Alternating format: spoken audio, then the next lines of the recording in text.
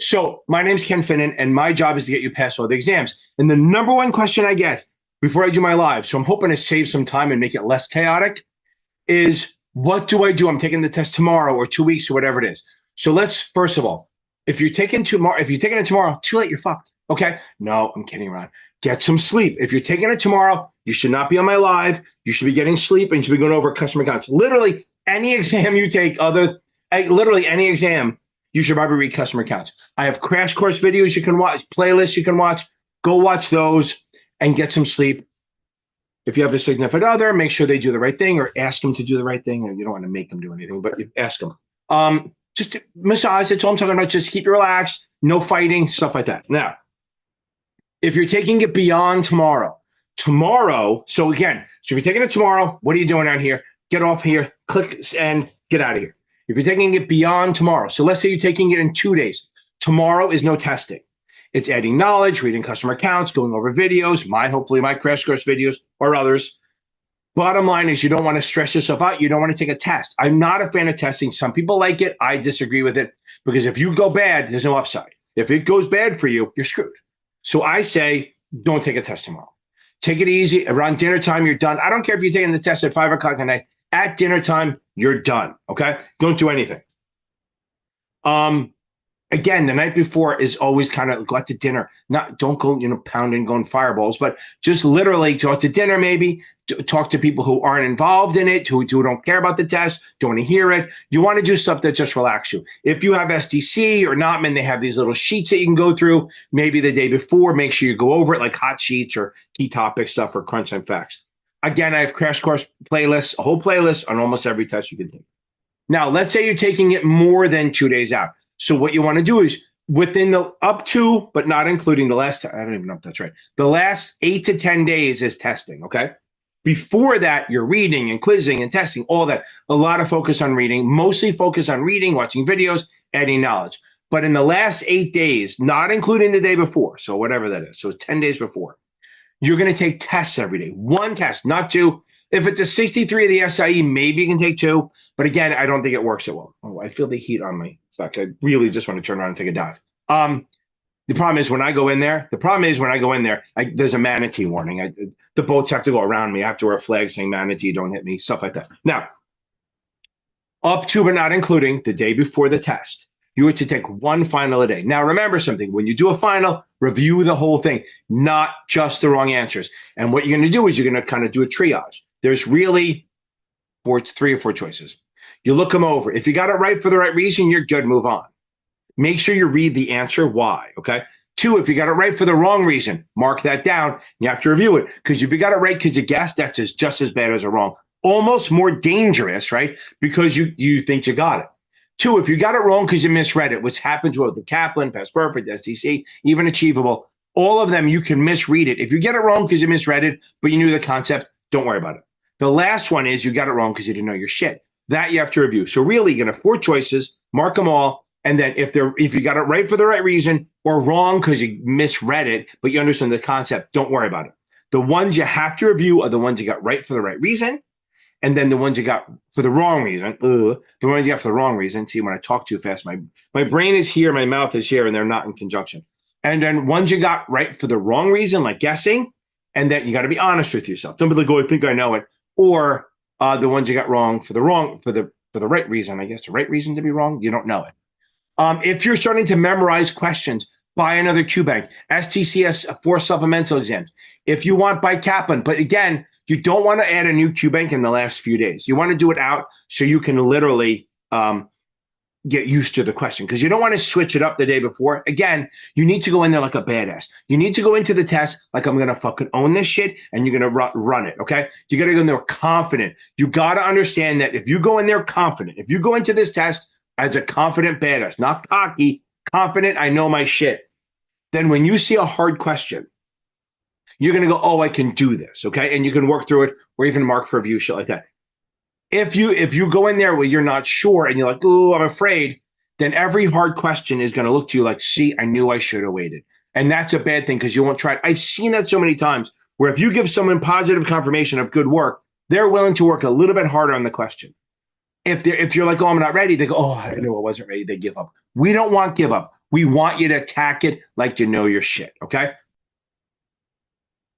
And that's literally it. You maybe want to watch some of my exam walkthrough videos, join my live, but not the night before. I don't want to see you the night before. I want to see you after you pass so we can play a song for you and blow it out your ass, okay? Good. Okay, everyone, go beat this thing. You got this. I believe in you. I 100% believe in you. And you need to say every morning, get up in the morning, brush your teeth with your offhand, even if you want to brush your teeth with your foot, and keep saying, I'm going to pass this. I'm going to pass this. Say it like 10 times with confidence. Not I need to pass it. Not I got to pass it. I'm going to pass it. That's your goal. Go beat this thing. We got it, baby.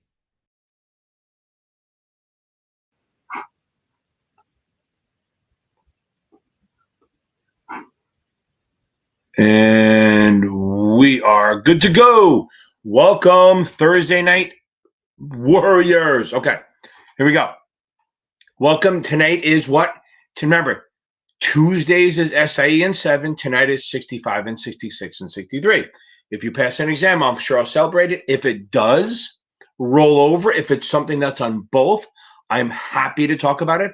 But tonight is 63, 65, 66. And that means we don't have any questions.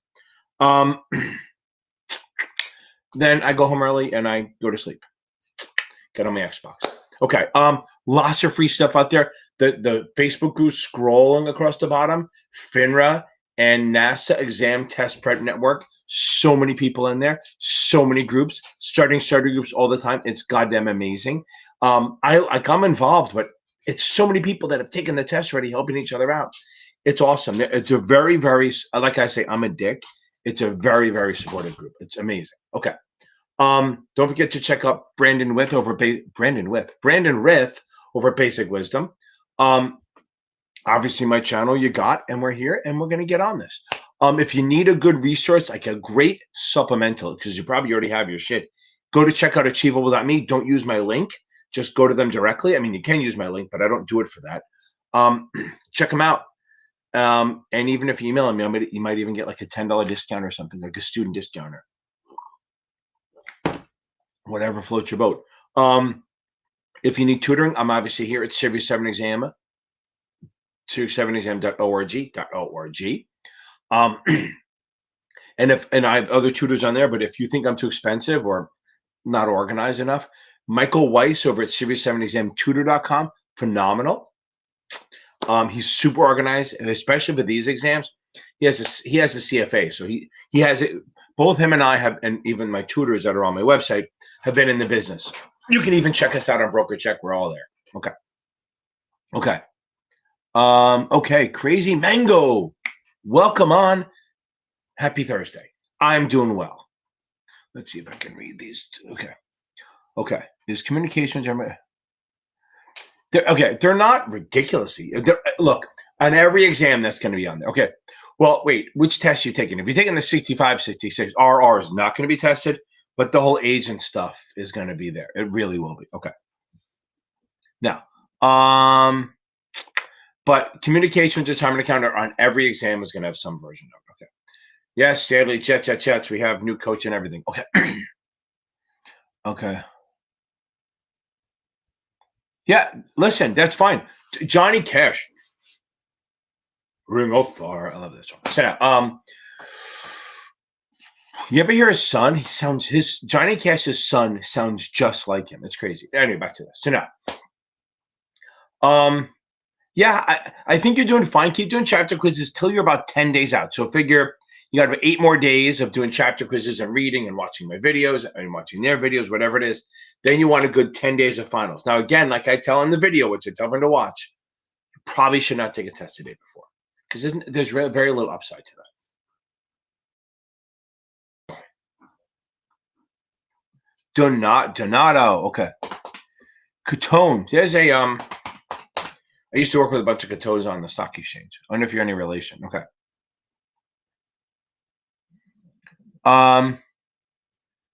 Yeah, don't worry about it. So here's what you do. If you want to work on that, go to not my newest video. I have a video called Burning Math, okay?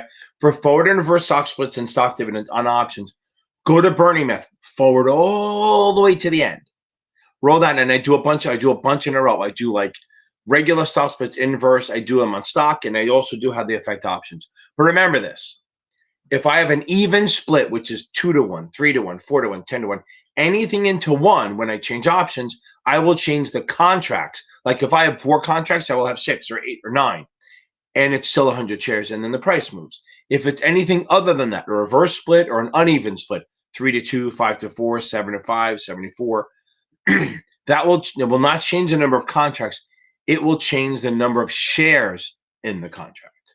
Okay? So if you have an even split, you will get more contracts with the lower strike price. If you have an uneven split or an uneven split, you will have the same contracts but more shares inside the contract. Or if it's a reverse split, it'll be less shares inside the same contract. So hope that helps.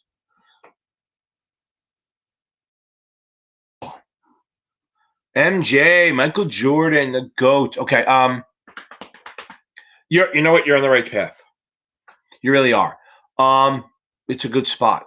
If you're 10 days away and your average is higher than passing, we're good to go. Feel good because literally you need a 70, right? That's what we need. Okay, so you're fine. Just just take your time, go through the answers. Make sure you review the ones you're getting wrong to make sure you're getting wrong for the right reason versus like misreading and shit like that. Okay. Did not watch it yet. I have my entire family's sick. My wife was doing stuff. We had stuff there going on. We had to fix that. Not yet. I will. I promise you I'll get to it probably. Well, my next minute off is probably Wednesday. So probably on Wednesday. Okay. Okay. Vivadi and Patel. We'll get Vanden Patel. Hold on. Okay, good. Don't watch. Go to my I think it's in there. Go to my 7 playlist and find the suitability videos, Nick. If you go. I think it's in there. I swear to God, I think that my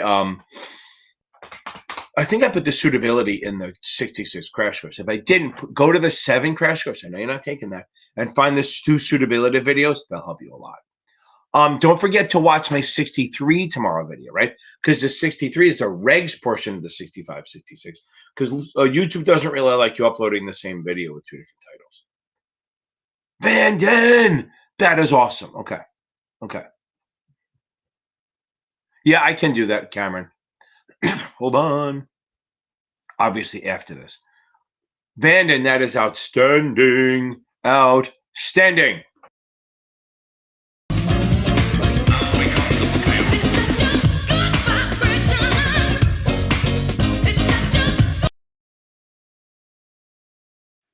Boom, Vanden, that is outstanding. Now you're in our world, right? So now remember, only come on Thursday nights. Also, don't forget, guys, if you're struggling, yeah, the tutoring is great. I make my money on that. I mean, 7 figures on that shit. But if you go on a Friday night, we have a 6 for the 65, 66, 63. You don't need it. 63, everything's free. For the 65, 66, I have a class. We meet at 6 p.m. Eastern. That's on the. If you join my membership, you join here, not on my channel, not on my website. You join here. It's $25 a month. It's like literally like, what is that? 25 divided by 4. That's $8 a class. 8 times 4. No, it's less. It's like 4 times 7, 4 times 8, 32, 4 times 6. $6 a class. It's pretty cheap. I can't do math. To sit in a room with a bunch of people. That's why one goes, you start late sometimes. You're paying $6. You're fine. Okay. Okay. Yes, Cameron, I will send that to you, baby. Okay. Victorious. Okay. They're not. Okay.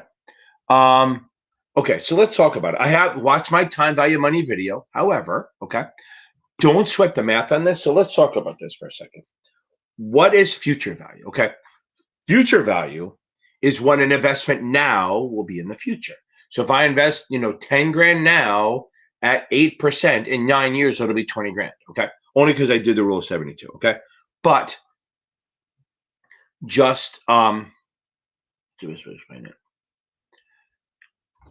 future value is what an investment now will be worth in the future. Fair enough, right? That works. Okay. Now, how do I get present value? Now, the method to find present value is called DCF, discounted cash flow. We're discounting the cash flows, but present value is what you need to invest now to get to that future value, given a certain return. Okay. So if we have if I invest 10 grand, if I need 10 grand in 9 years, okay? If I need 10 grand in 9 years and I can earn 8%, I could put down 5 grand now and get to that. And again, rule of 72. You probably don't have to do the math on it. But I'm just saying so let's talk about it again. Future value is what an investment now will be worth in the future given a certain return. Present value is what a number in the future, what you have to invest now to get to that number. Again, the method we get there is discounted cash flow. Now, that's also the present value is also what we call the expected price, where we think the stock or bond, probably the bond, should be trading now compared to the future. So if I buy a bond that's going to mature $1,000 in 20 years, what do I have to invest now to get to it? So what's going to be worth? I use discounted cash flow, work my way back, and where should the bond be trading? Say $300, right? So maybe it's 350, 250 bucks. Now, the rate of return where that number, that future value equals the 250 is called internal rate of return. And we find it by using DCF. If now remember something, if I go to buy the bond and it's actually 240, remember the present value is 250, making it up. Present value is 250. If the bond is actually 240, that's great. That's a good thing, okay? Because I'm buying it for cheaper than it should be worth. So that's a positive NPV, net present value. If it's trading higher, that's why I like splitting up the classes, because if I talk about this during essay and 7 people, it's not on the exam. Now we know 65 and 66, it's on here. The 63 people are kind of fucked with this, but it is what it is. They don't have to do this. Now, if the present value again is 250, and it's and actually the bond is like 270. Wait, did I do that right? Bond is 250, it's 230. Let me do that again. So if it's 250 and it's trading at 230, that's less, that's a good thing. So that's a positive NPV. However, if the present value is 250 and it's trading at 270, see, much better looking there. Faceless YouTube. Okay, so now if it's trading at 270 or 280, that's higher than the present value. So that's a bad thing. That's a negative NPV, and you probably shouldn't do the investment. There should be better choices. Does that make sense? Okay. Now, the discounted cash flows on the bonds. Dividend discount model is the same thing, but for stock. We take all the future dividends and discount it back to get present value. Remember, present value is where we think it should be trading. If I think the dividend's not going to change, I just do dividend discount model. If I think the dividend will grow in value over time, that is the dividend growth model, because we're still using all the future dividends, but we're assuming there's some growth there, so we're going to discount it back with the higher and higher dividends. A bond if you do a dividend discount model, you get one present value. If you do dividend growth model, it should make sense that you're going to have a higher present value because you're using a higher dividend that's growing and growing. So your present value should be higher than if you use dividend discount model. Hope that helps a little bit. Go find my time value of money video. It'll help. But don't worry about the math. You will not have to do the math on that. And if you do, it's just a fake class. It's one of the experimental. Okay.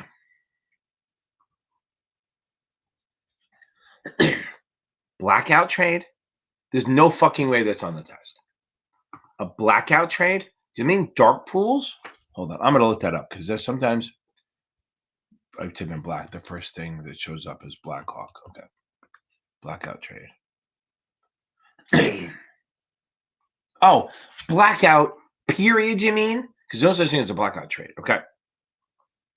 A blackout period is when people can't trade it. Like if you're an issuer, if you buy a company when it first IPOs will have a blackout period where people can't trade it. That's what I'm thinking. Or if you're an insider, sometimes before the earnings, when there's earnings out there, you can't trade it. Okay.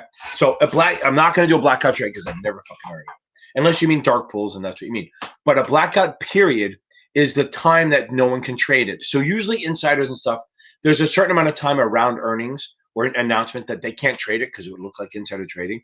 The exception to that is that they set up a trading schedule and they sell shares on certain periods out to 2 years. Then they can trade anytime they want because no matter what happens, they're selling shares on those days, good or bad news. Okay. I think foreign companies like American, there's more liquidity. There's more money fucking here. Remember, we're the shit. with America, right? If you go anywhere else, you have liquidity problems. I mean, think about it. Spain banned, I think the other countries banned short selling. We allow it because we're fucking America, baby. America. Trump, right? Okay, now we're trying. We're much more liquid than everyone else. Okay, I don't think there's another market that's more liquid. So, and remember, a lot of the foreign companies they trade in their own, and then they do ADRs here, which they're not actually issuing here. The only problem is, the problem with a foreign company issuing their shares here is not a big deal, but then they have to follow two regulators because they probably have stuff going on in their country, and they have to follow our rules, and sometimes they conflict. Like, not that the same thing. Investment advisors, the broker dealers in the U.S. cannot charge for advice, right? So we have IAs for that. In London, in England, they can. So there's a rule that came out with like certain. They had it's about 10 years ago. They tried to come up with a rule that, and if you're going to do business in England, you had to make certain disclosures, right? Well, that disclosure wasn't allowed because broker dealers can't charge for advice, so it couldn't be done. So they had to go, fuck it, we can't do it. Like they had to carve out that we couldn't do business in England if this rule was in place. So to get rid of it, every country has their own rules. Like I think if you want to list in Brazil, you have to have a certain amount of members that are Brazilian on the board members that are Brazilian nationals, right, or residents. Dubai, you want to be in there, you got to have a certain amount of people that are Dubaian, I guess, on the board. So we don't do that. Fucking the board is the board. I mean, we're in America, baby. Okay, so that's why people like it here. It's a little, jingoistic, but whatever. Okay. Okay. Okay. Matt, I'm almost to you. I'm 15 minutes behind. So everyone be patient. Have patience. Okay. Okay. Yeah, I mean, not big. So yeah, but again, probably not heavy. Okay. Probably not heavy on this. They're probably not going to go too big on it. Did you read about it? Did they talk about it on the, I mean, do you have the access to the Kaplan book?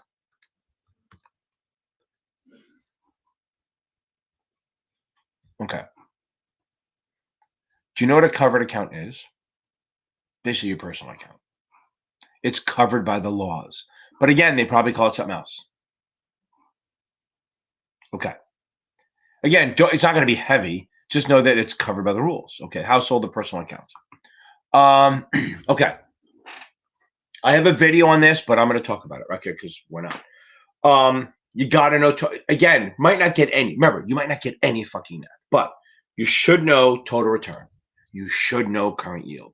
You should know PE ratio and earnings per share. You may not get it. They might ask a theory question.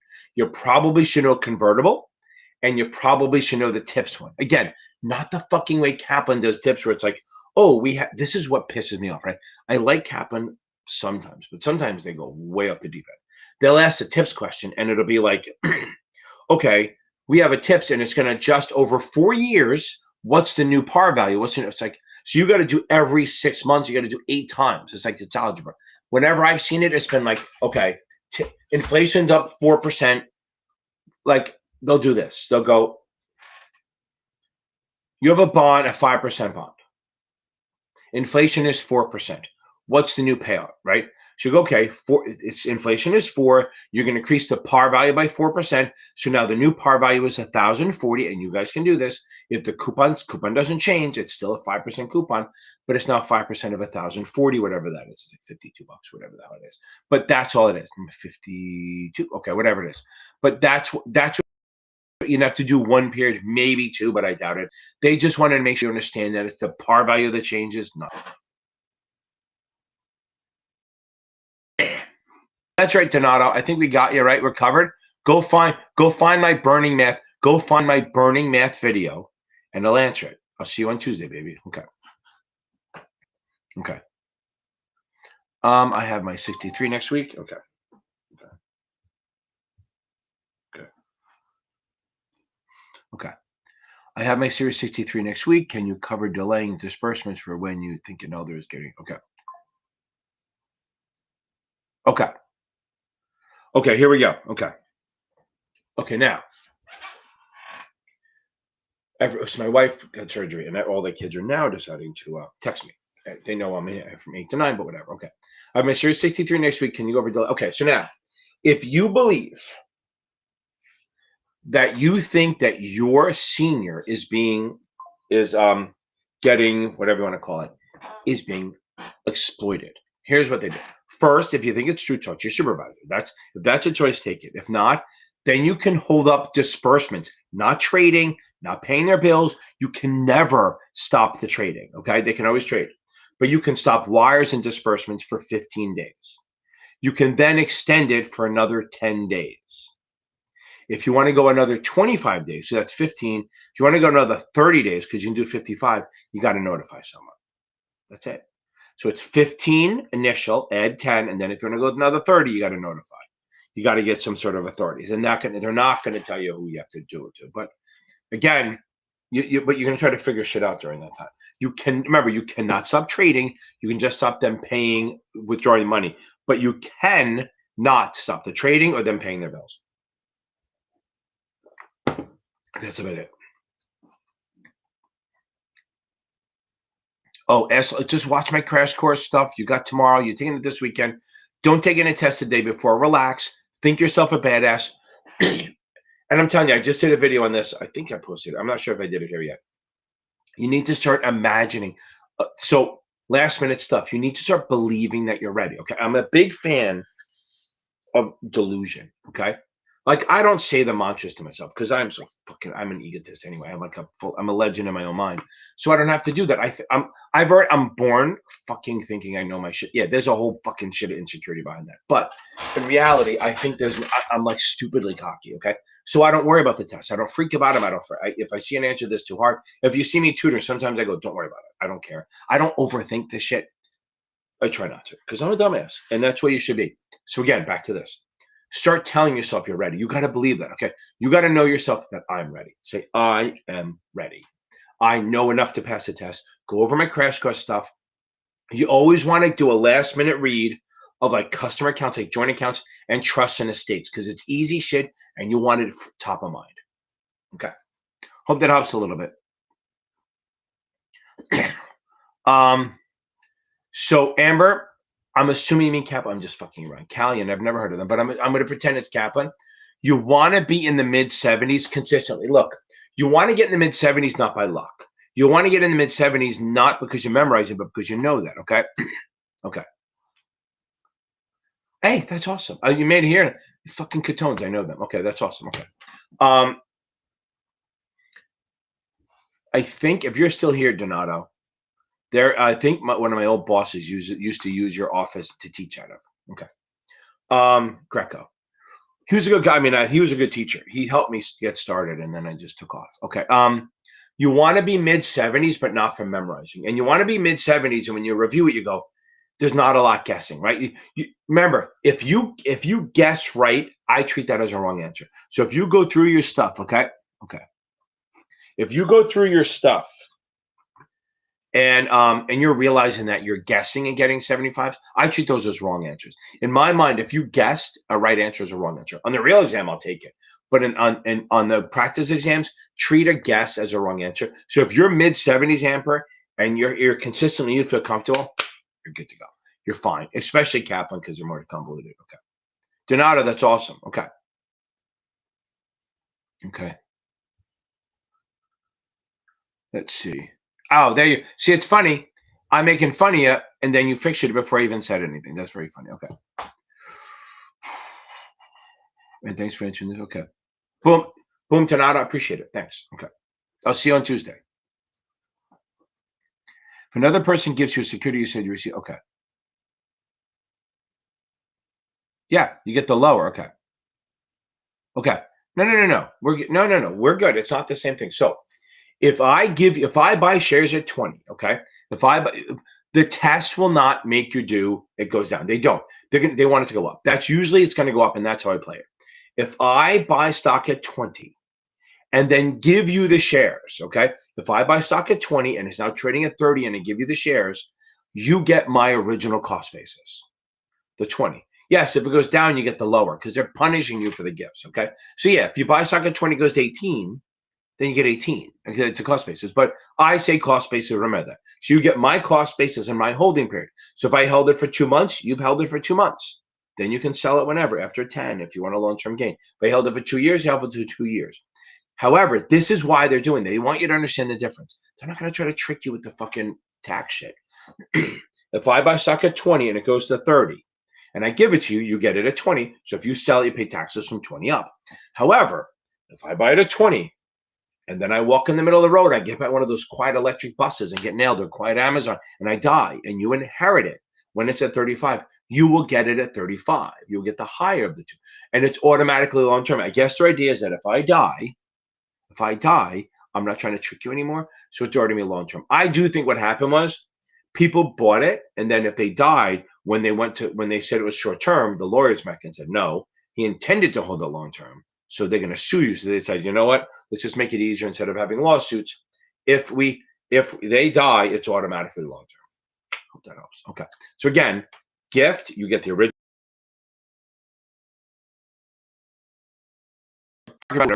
Stepped up cost basis usually within 6 months of the death. Okay.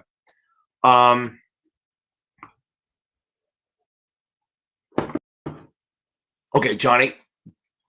Okay. I think they're not similar. I think half the test is similar. I do think the 66 regs questions tend to be harder than the 63. Now, maybe it's because you're learning other stuff at the same time, and that's part of it. But I do think that a lot of it comes down to that I think they're harder. So I think the 66 is a lot harder than the 63. No, the regs portion probably the same, but there's so much more, right? There's investment vehicle stuff. There's business practices and ethics and stuff. But there's ethics on both. But there's a lot more like investment analysis stuff than this. Than the obviously the 63 doesn't have any of that. So I'll put it that this is a better way to do it. You could study for the 63 for 3 or 4 days and have a shot at passing. You have to study for at least 2 to 3 weeks, if not a month, to have a shot at passing the 66. And here's what I tell everyone. You're on the 66 especially. Again, if you failed it once, it's fine.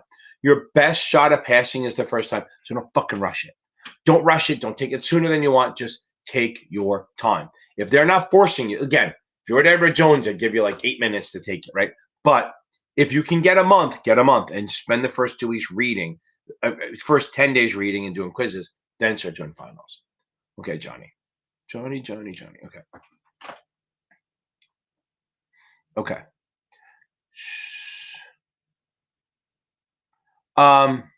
Okay. Well, I think, Jesse, the good thing is it's been long enough after 1956 to not worry about those. Don't worry about it. It does. I know what you're doing makes sense. Don't worry about the updates. The 63, not a lot has changed. Okay. Fed coverage advisors can do testimonials. States can't. Other than that, it's not a numbers test. Most of these rules have not changed all that much. So I would don't worry about it too much. You're gonna be fine. Okay. Don't worry about that too much. If you're using your books, as long as you're not using books from like 1956 and you're not reading from the USA, you're fine. Also, NSMIA should have been 1996, I think. Okay. 1956 should have been USA. 1996 was NSMIA. Okay. As I did in the video when I say, take the 63, you can take tests tomorrow, Saturday. I would not take any tests on Sunday, but you're going to do it anyway. If you're going to do it without scoring. Like hit delete before you just use it to practice. Because I tell people not to take the test before. So often I get, oh my God, I took a test and I got a bad score, I got a good score, whatever. The reason I don't like people taking the test day before is because there's not a lot of upside. Because if you do well, you should have done. If you do bad, it's in your head. But the day before, watch my 63 quick and dirty video. Maybe watch the quick and easy. Watch some of the early videos in the playlist. If you have STC, go to Crunch Time Facts. If you have a Kaplan or Notman, do the key topics or the quick sheet. That's where you are. Okay. 60, and make sure you reread or watch the videos on ethics and prohibited activities. That's all over these exams. 65, 66, 63, ethics and prohibited activities. Who would have thought, who thunk it, that there'd be ethics on this, but there's a lot. Okay. Jessica, I don't think you're okay. I know you're okay. High 70s, as long as it's not from memorizing, You're in good shape. Okay. Yes, Cameron. Yes, because that's the regs portion. That's why when I say, when anyone taking the 66 or 65, watch the crash course playlist. It's not the vid list. There's 10 videos in there that you should watch. Even the 63 quick and dirty, because that is the regs portion of the 65 and 66. Okay. It's got to be a blackout period. That's what I'm saying. Blackout period is it? Yeah, 100% blackout period is an answer. Okay. Vicky, don't worry about it. You're gonna pass. Vicky Lynn, you're gonna pass. We don't give up, right? You're gonna take a couple of days off. Okay. Okay. You're gonna say, if you are, if you just took it today, take a few days off, take the weekend off, and go back to reading. Now, here's the thing: even if you miss, okay, a lot of people, you're gonna. I'm gonna leave this one up because I like this one. You're gonna pass next time. We're absolutely gonna pass next time because 30 days is both a long time and a short time. It's a short time to suffer. It's a long time to study. Okay, it goes quick, but it's a long time. So spend the first 8 to 10 days rereading the whole book. I know it's a pain, watching the videos. Then spend the last 15 days taking quizzes and testing because you want it. You don't want to just add a couple points. You want to increase everything across the board so you can feel better about it. Yeah, I get it. They're kind of bogus, but hope to help with the explanation. Okay. So an investor advisor that only sells government securities does not have to register. But if you're an agent or broker dealer, you do. You don't get that. Okay. There you go. That's it. Okay.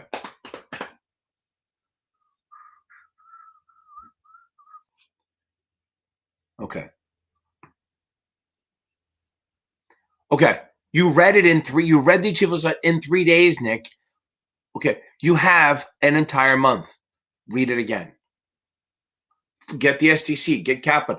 Do something else. Change it up. Listen to me. It's not a fucking speed test. This isn't high school where the first one to put their test up looks smart. No. Take your goddamn time. Reading it in 3 days is way too fast. Okay. Again, reading it in 3 days is too fast. It's not a race, Nick. I'm giving you some hard truth here. Do not do that again. I want you to now spend a week reading it again. Oh, how about this way? Watch my videos again, reading something that fast, there's no way you're going to remember everything. Watch my videos try to match up my videos with what's on the achievable. I think that'll help. Okay. Yeah, so covered accounts really is just personal and household accounts. That's all it is. And they're covered. You got to protect them. Okay.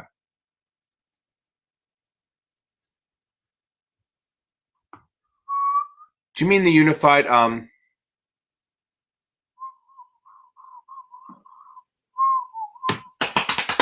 unified credit? Do you mean the unified lifetime credit that you get?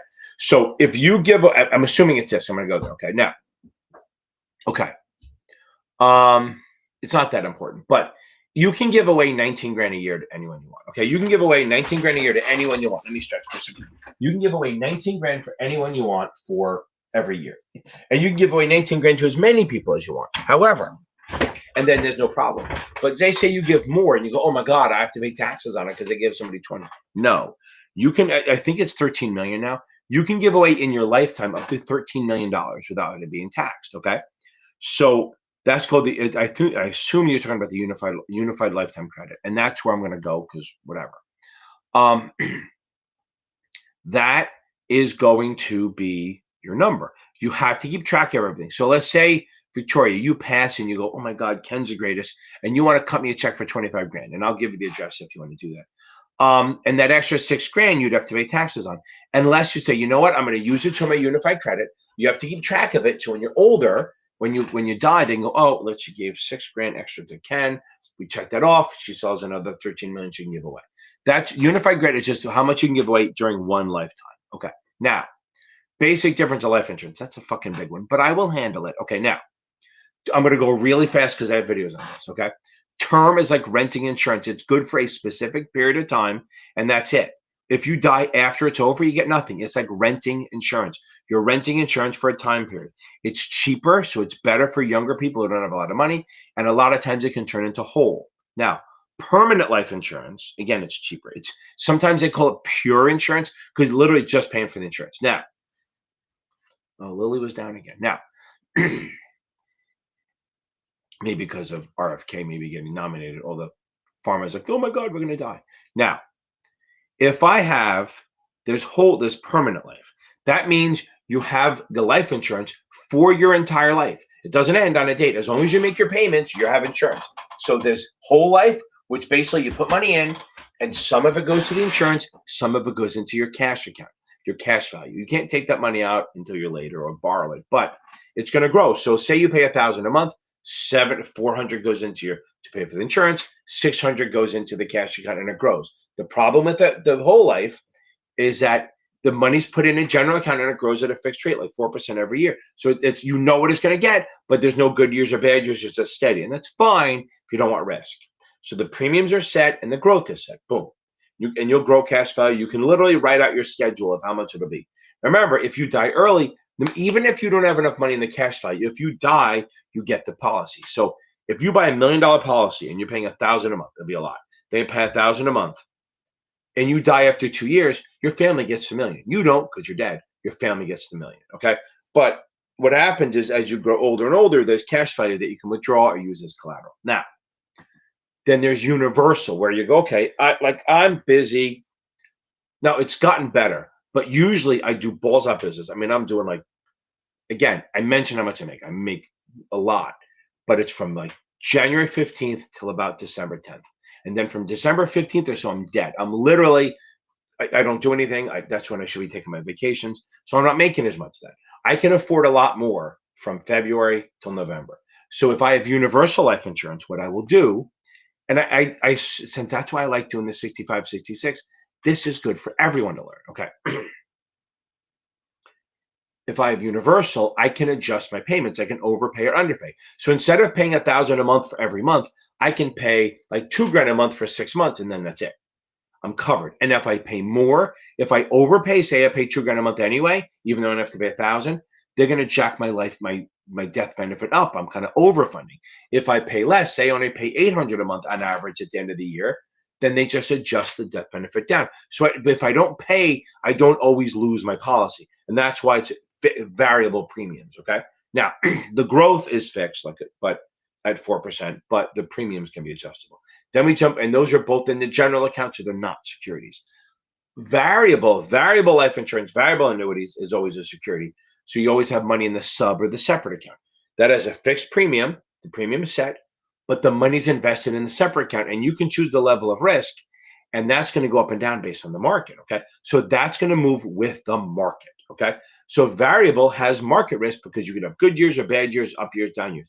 Literally, you could lose money every month and have zero cash value. However, your death benefit is set. So if you buy $1 million policy, you will never get less than $1 million. Okay, never. But if it grows faster than expected, you may get more than $1 million because it's growing faster than expected. That's high level, super quick insurance. I do have a video on that. Hope it helps. Okay. MJ. Okay. It's not going to be on the test that much, but understand this is what you need to know.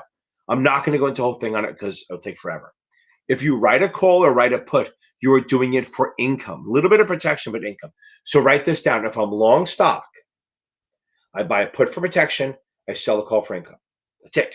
If I'm short stock, I buy a call for protection, I sell a put for income. You sell options for income. And remember, you can only do it that way. So if you're selling a call, it's with buying stock. If you're selling a put, it's with shorting stock. Okay. So again, if I'm long stock, I'm going to sell a call for income. That's called a covered call. I can do that in any account. If I'm short stock, I'm going to sell a put for income. The only reason I do it is for income. And I have unlimited raw loss potential. Hope that helps. Okay. So let's talk about this. So executive partners, officers, directors, principals of IAs and broker dealers, here's what happens. They're not guaranteed. Okay. But what it is their applications are embedded in the Form BD or the Form IA when the broker dealer or IA registers in a state. So let's say my broker dealer, say I'm the CEO and I'm in Jersey only, and I decide to register in Pennsylvania. Okay. Now, as I file my Form BD or IA, Form ADV, into the state of Pennsylvania, the wonderful Commonwealth of Pennsylvania, my name and stuff is in that application. So they will look at mine and either, I don't like the word approve, but say approve or not. And then they'll look at the firm and approve or not. Okay. So you're still going through the process. It's just part of the application of the firm. You don't get a free pass. So like I had, what when I had a firm, we were trying to register in Nevada, okay? And our firm went in there, and one of the CFO at the COO at the time had gotten in trouble years before, and not a big deal. Somebody was unregistered, he didn't catch them or whatever. So they told him he couldn't do business he couldn't be in the state for 5 years, but they never rescinded it, right? They never took it back. So when we were going to register, it kicked up a flag, and they said, well, you guys can register, but he can't. And then we appealed. They go, yeah, you know what, you're right. It's been 5 years. Boom, they let him in. But so they will stop you if it's not okay. It's not instant. It's just part of the bigger application. Okay. Okay, here we go. Okay. Okay. Yes, I would work. Here's the thing. Yes, in a way. What did you say before? Where were you? Okay. Okay. Again, Nick, I'm happy to help you read everything. This is 65 and 66. I'd be happy to help you on Tuesday night. This is for this. I will give you general information. So I am not a fan of just working on one topic. So again, tonight's 65, 66. Okay. Now, but you got to read everything again. Don't just pick one thing. Pick everything and then work on that. Okay. That's pretty broad, right? It's the same thing I tell everyone. You got to go in there. When you go in there, look. I'm a big fan of trying to knock out bad answers. Okay. I'm good at taking tests. It doesn't mean I'm smart. I think I'm smart, but again, I'm a legend in my own mind. I'm really good at picking out shit that doesn't make sense. I call it the Fred answer. And if anyone here is named Fred, I apologize. But there's always a Fred answer that doesn't make sense. Boom. You knock one of them out, you go from 25% to 33%. Okay. Then if you can knock it at 2, you're at 50-50. I try to read the question, then read all 4 choices, and then go back and try to read it. If that takes too long, read the 4 choices and then read. If you see a question that you think you can get to, but it can take a while, mark for review.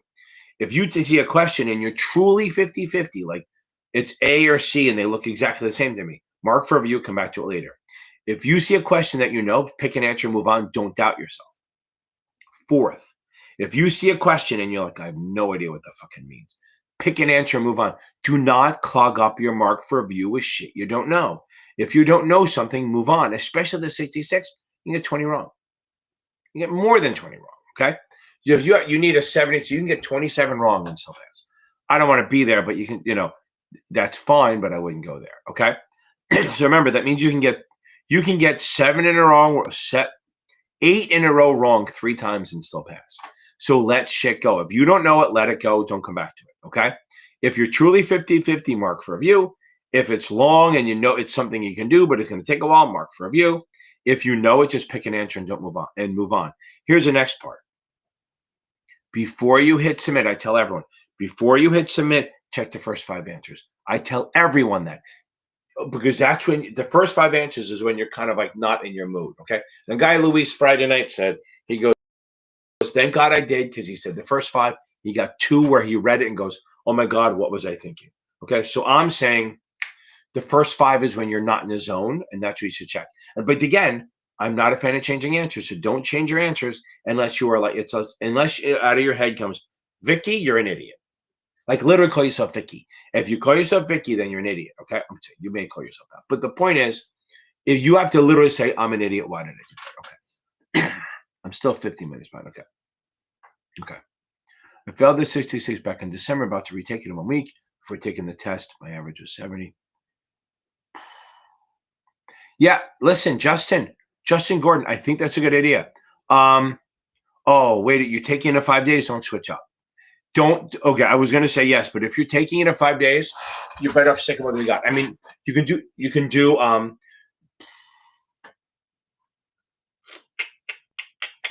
because your scores are going to kind of suck for the first day or 2. I'm not a fan of switching vendors now, but if you want to do anything, maybe go get the Kaplan Q Bank and do chapter. Like you can buy the Kaplan Q Bank. Like I love Achievable, but I do think that they'll screw you up a little bit in your head because it's just differently, especially if you were 2 weeks out, I'd say get it. But since you're 5 days away, can't believe it's February. Don't do it. I would go maybe get the Kaplan Q Bank and just do 10 question chapter quizzes on the topics. Don't do a full final. Do 10 to 15 question chapter quizzes. That's a tongue twister. just to mix this to throw you some curve yourself. But past reference tough. Yeah, Jessica, we're gonna get it the third time, right? Third time's a charm, baby. We do what we're gonna do. You're not going out of there with a fail. Okay. Again, it's okay. Okay. Pre-organization. I think you mean pre-org certificates. Okay. The big thing to know, just know that they're exempt as long as you have 10 or less people and nobody's paying any money for it. Okay. As long as it's free. So think about this. If I'm going to set up my company, I have to decide who's going to get shares, right? Who am I, like if when I go public with this, and my wife, my friends, the people who help me start this, I'll give them shares. So that's what's in the pre-organization certificate. That's why it's exempt, because there's no money changing hands and it's not like the retail getting it. It's mostly for like when you start a company, who's going to own shares. That's all it is. Okay. Okay. TC. Okay. Okay. Okay. Boom. We're going to get you through this. Okay. Good, Nick. Now, okay. An exemption and exception. Okay. Okay. Exemption and exception is the thing. I think you mean an exclusion. Okay. So an exemption is that you meet the definition. So like an exemption is like you're an advisor. Think of it this way. So you're an advisor, but you don't have enough. You have less than 5 clients or no office. You're exempt from registering. Or how about this one? Treasury bond is a security. It's exempt. It is a security, but it doesn't have to register because it's exempt. Okay. Because the rule, it meets the definition, but we're saying it doesn't have to register. Exclusion means that it doesn't meet their definition. So like a future is not a security. So it doesn't have to register because it's excluded. I don't think that has to go too deep in that. Like a fixed, like an insurance and not like a variable or whole life or term is excluded from the definition of security because it's not a security. But a muni or a treasury or a mutual fund or something on a stock exchange, it is a security, but it's exempt from registering. So exempt means you are what we say you are, but we're not going to make you register. And exclusion means you don't meet the definition. You're not that. Hope that helps a little bit. I appreciate it. I'm trying to give as much mountain man. That's a little bit of like hillbilly and reggae. I get right? Okay. No, okay. Okay.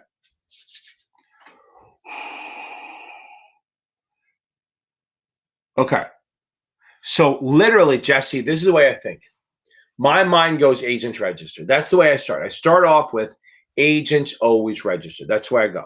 So that's not true, but it's the way I think. Okay. Then I look, okay, is it an exempt transaction or exempt security? And then I think, it doesn't fucking matter because it's an exempt security, exempt transaction, because they don't affect me unless I work for the issuer. So I go, okay, I'm an agent of a broker-dealer. Then it doesn't apply. If I'm an agent of an issuer, like say I work for a bank and I'm selling bank securities. So if you work for the issuer, not the broker-dealer, and you're selling exempt securities, your exempt securities or exempt transactions, you don't have to register.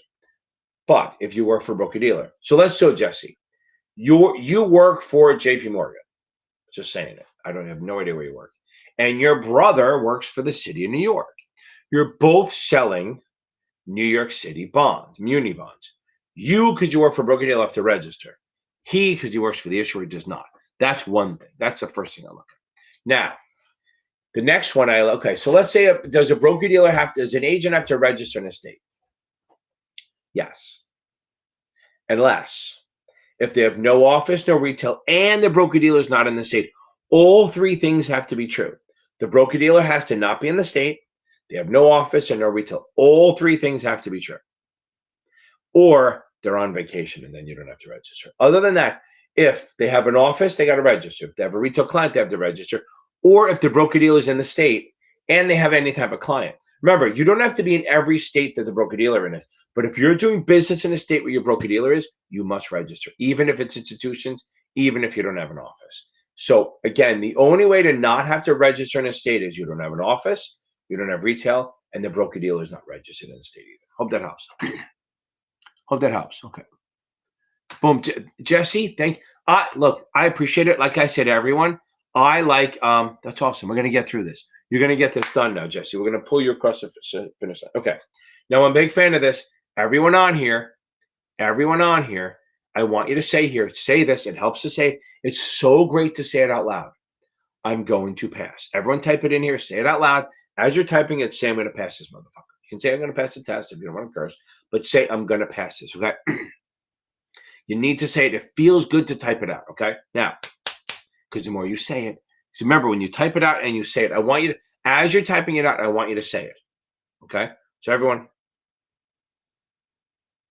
good. Now, because saying it, every time you say something or type something out, your brain is going to go out of their way to make it happen, okay? Again, so we're going to knock this, Jesse, okay?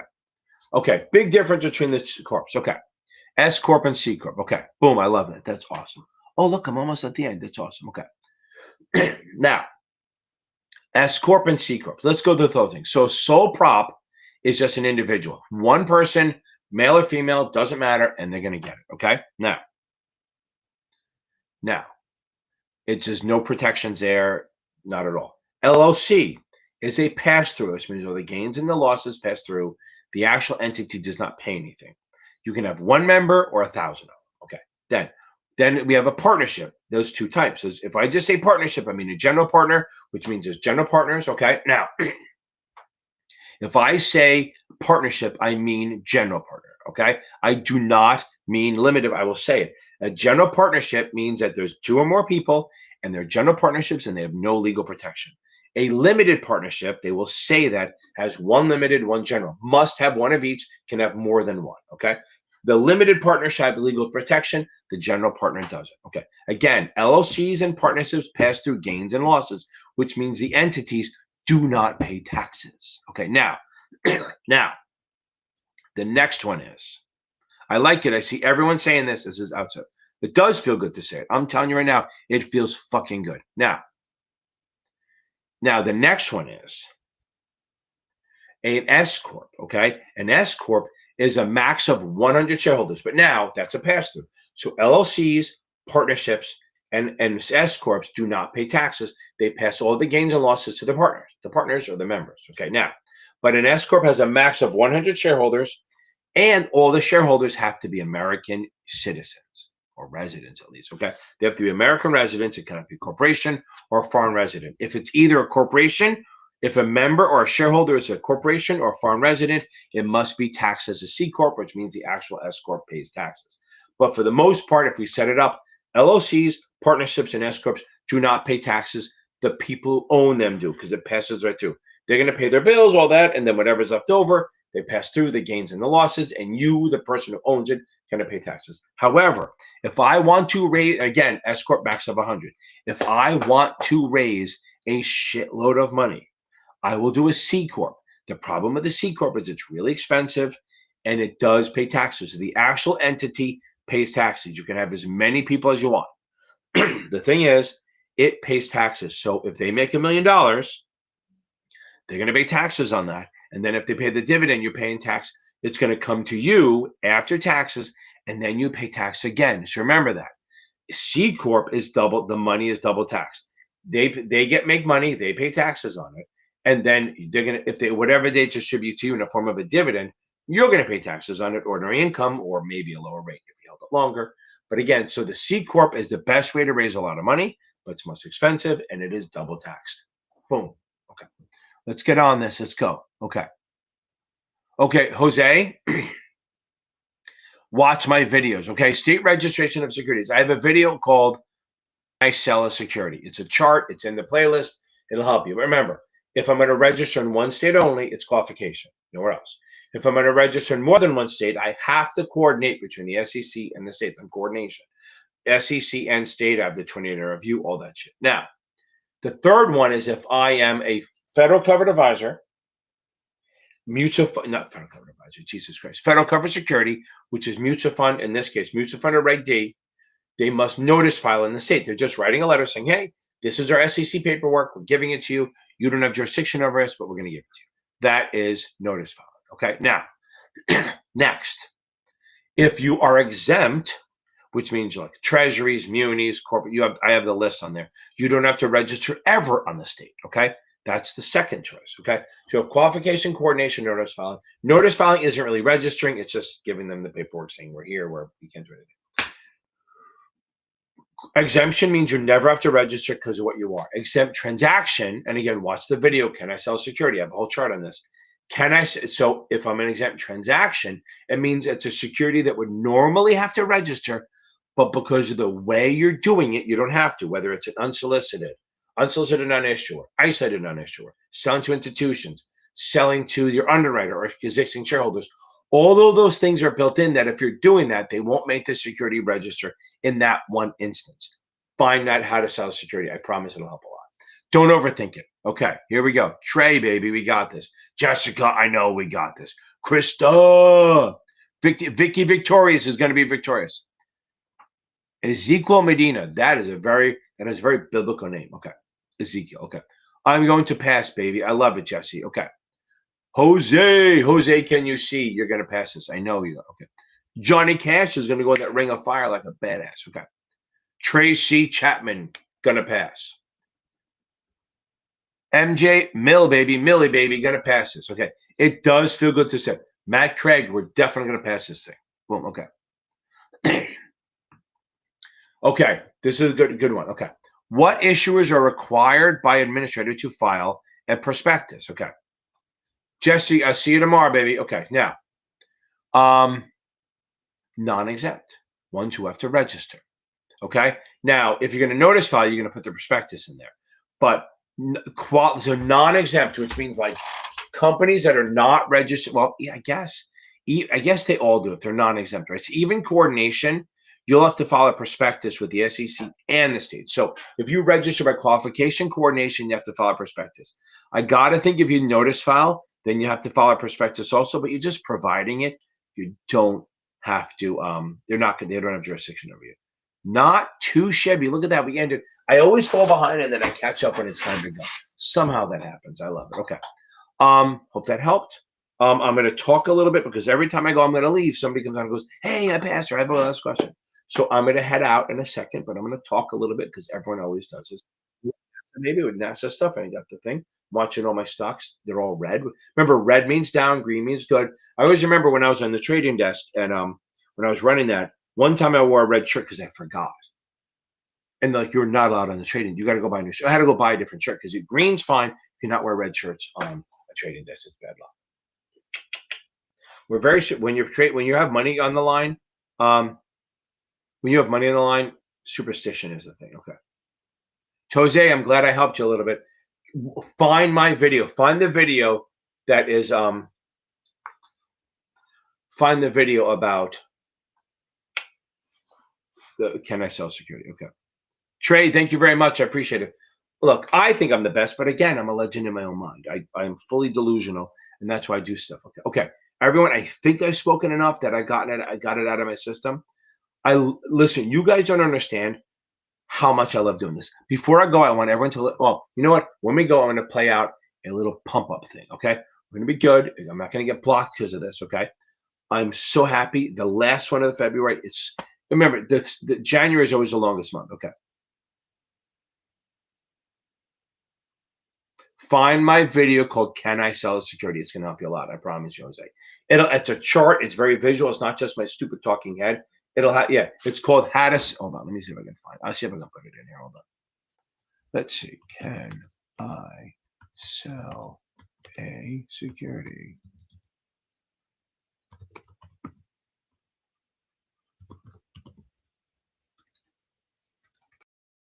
I could spell this shit.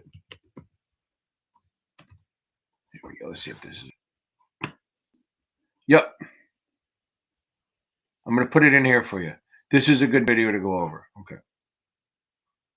This is a great one. Again, legend in my own mind, 100%. There's the video. I'm going to give you 30 seconds to grab it. That's going to help you. Okay. Okay. Here we go. I'm out of here. I'm going to play this, hang out, and feel inspired. This is it. Today's the day. You've been studying your ass off. You got good night's sleep. You've been reading. You have your dump sheet done. You're going to walk in there like a fucking badass. You're going to get this, okay? This is the day. You've been working. This is what it all leads to. Today. This is it. You're going to go in there. You're going to read every fucking word. You're going to come out there like a champ. I know you're going to feel like you're failing the whole time, but you're not, because you're going to do this. You're going to nail this thing.